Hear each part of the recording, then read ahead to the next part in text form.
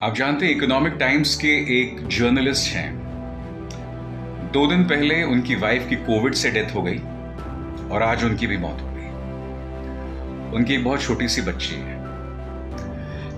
आज से करीब 5 दिन पहले या 4 दिन पहले मैंने एक आदमी को अस्पताल में भर्ती कराया।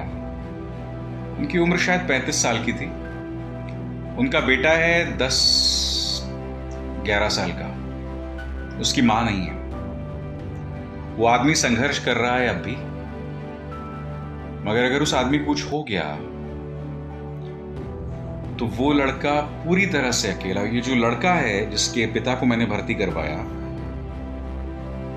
वो बहुत ही गरीब तबके से आता है। परिवार के परिवार बर्बाद हो रहे हैं। परिवार के परिवार बर्बाद हो रहे हैं। और आप जानते हैं, इस दौर में आप जिस चीज की कमी को महसूस करते हैं, यकीनन हमें ऑक्सीजन चाहिए, हमें बेड्स चाहिए, मगर जिस चीज की हम कमी को महसूस करते हैं वो है करुणा और जवाबदेही। और ये दोनों की उम्मीद हम अपनी सरकार से करते हैं। करुणा यानी कि थोड़ी सी ममता दिखाइए आप जानते हैं, मध्य प्रदेश में भी हुआ और उत्तर प्रदेश में भी हुआ। वहां 2 लोग जो ऑक्सीजन पहुंचा रहे थे लोगों को, दोनों को, एक को रोक दिया गया और शायद एक पर कोई पुलिस केस कर दिया गया। अभी अभी मैंने पढ़ा है। और जवाबदेही, वो जवाबदेही पूरी तरह से नदारद है। आप बताइए ना, पूरी तरह से नदारद है। आज कोरोना के एक्टिव केसेस 4 लाख से ऊपर हो गए। कोरोना संक्रमित जो केसेस थे 4 लाख से ऊपर हो गए। मृतकों की तादाद 4000 के करीब है। मैं ये समझना चाहता हूं कि इस देश के प्रधानमंत्री को कितने मंच चाहिए लोगों के प्रति संवेदना जताने के लिए, लोगों के प्रति ममता जतलाने के लिए।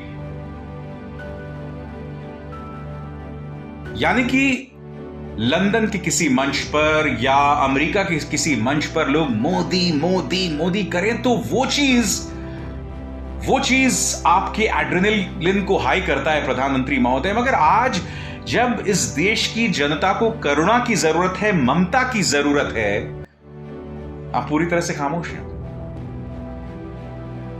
और आप खामोश क्यों हैं? क्योंकि अगर आप जनता के साथ, उसके दर्द के साथ अपनी आवाज को मिलाएंगे तो आपको यह स्वीकार करना पड़ेगा। आपको यह स्वीकार करना पड़ेगा कि हां, एक समस्या है। हां, एक समस्या है। देश का सबसे बड़ा राज्य उत्तर प्रदेश, और उसके मुख्यमंत्री का रवैया देखिए। जो मदद पहुंचा रहा है उस पर आप पुलिस केस कर रहे हो। एक आदमी जो सिलेंडर की मांग कर रहा है, आप उस पर एफआईआर दर्ज कर रहे हो। अमेठी भी हुई ये घटना, आपको पता होगा। मैं यही तो समझना चाहता हूं ना कि योगी जी तो किसी पंडित महंत थे ना, किसी मंदिर में। एक धार्मिक व्यक्ति के अंदर क्या थोड़ी सी भी करुणा नहीं है? थोड़ा सा भी दर्द नहीं है?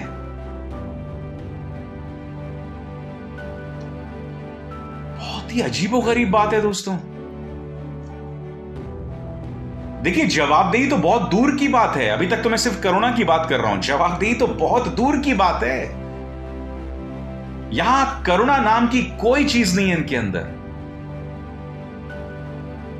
आप भी जानते हैं, जब आप किसी त्रासदी का सामना करते हैं, जब आपका सब कुछ खो जाता है, आप अपने मां, अपने बाप, अपने बच्चे को खो देते हैं, तो उस दौर में आप ये उम्मीद करते हैं कि कोई आके आपके सिर पे हाथ फेरे, आपकी पीठ पे हाथ फेरे, आपके दर्द में भागीदार बने। अगर आप पूरी तरह से अकेले, तो आप क्या करेंगे बताइए?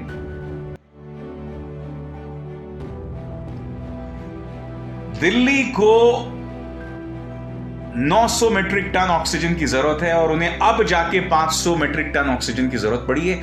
क्यों? अरे, दिल्ली कोई सामान्य राज्य नहीं है। दिल्ली पर तो मोदी सरकार का राज है, क्योंकि अब जो थोड़ी बड़ी ताकत थी अरविंद केजरीवाल के हाथ में, वो आपने एलजी को दे दी। दिल्ली, मध्य प्रदेश, पंजाब, छत्तीसगढ़ नहीं है, दिल्ली मान के चलिए। कहने को वहां 63 विधायकों के साथ अरविंद केजरीवाल की सरकार है, मगर उनके पास में कोई ताकत नहीं है। और आप वहां ऑक्सीजन नहीं पहुंचा रहे हैं जहां पर आपके दफ्तर मौजूद है, जहां आपका बीजेपी का मुख्यालय मौजूद है, जहां प्रधानमंत्री का घर मौजूद है, वहां पर आप ऑक्सीजन नहीं पहुंचा रहे। क्यों? किस बात की खुंदक है आपको? क्या आपको इस बात की खुंदक है कि देश की जनता ने आपको, मतलब या दिल्ली की जनता ने आपको 70 सीटें नहीं दी, या आपको नहीं जतलाया? या आपको इस बात की खुंदक है कि अरविंद केजरीवाल ने उस दिन मीटिंग के अंदर आपसे यह कह दिया कि हरियाणा सरकार से कहिए कि वो हमें ऑक्सीजन दे, और उसने तमाम चीजों को लाइव करवा दिया? मैं मानता हूं अरविंद केजरीवाल ने सियासत के लिए किया, और मैं कोई अरविंद केजरीवाल को यहां डिफेंड नहीं कर रहा हूं। मैंने अरविंद केजरीवाल की आलोचना की थी, वो ऐसी सोच के आदमी, उन्होंने मुझे अनफॉलो कर दिया ट्विटर पे। वो आलोचना नहीं बर्दाश्त कर पाते हैं, आप ही के जैसे हैं वो। मगर कमाल की बेपरवाही है, कमाल की बेपरवाही है, किसी को परवाह नहीं है यार।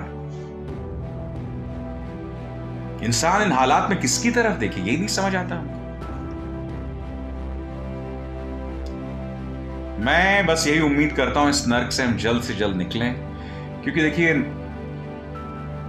हालात बहुत बदतर हैं, और ऊपर से एक ऐसी सरकार है हमारे ऊपर जो इस संकट को मानने से इनकार कर रही है।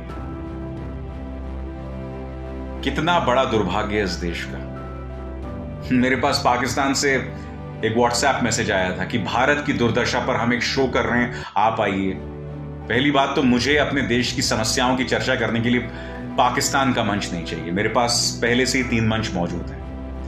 मगर आज पाकिस्तान हमें ये फोन कर रहा है ये कहने के लिए कि आपके अंदर जो दिक्कत चल रही है, आइए हमारे साथ चर्चा कीजिए। अरे तुम तो कहते थे हर बात पे ना, गो टू पाकिस्तान, पाकिस्तान चले जाओ। तुमने आज मेरे देश को पाकिस्तान से बदतर बना दिया है।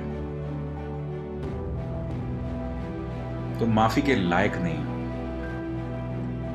तुम पश्चिम बंगाल जीत भी जाओ, कोई फर्क नहीं पड़ता उससे। लाशों पर, शमशान घाट पर राज करके तुम करोगे क्या? सोचो, शर्म करो। इस तरह के वायरल वीडियोस और देश और दुनिया की तमाम बड़ी खबरों के लिए जुड़े रहें अंधभक्त के साथ।